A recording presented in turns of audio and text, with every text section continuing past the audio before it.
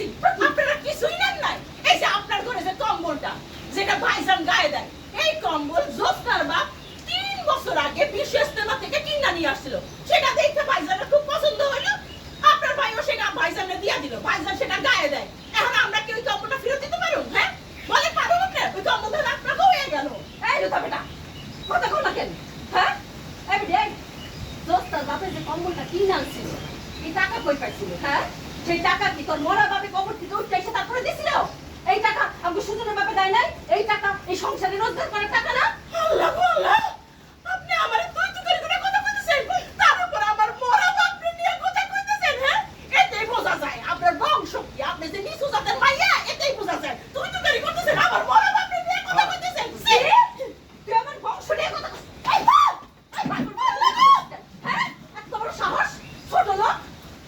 দেখছো দেখছো তুমি সেদিন আমার সাফার ছিল, আজকে আমার এনে মারতে কিছু কইবো না, বলবো তো কিছুই করবো না।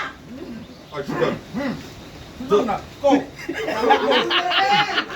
এখন আমি যদি তোমার একটা দিই তাহলে কি হবে?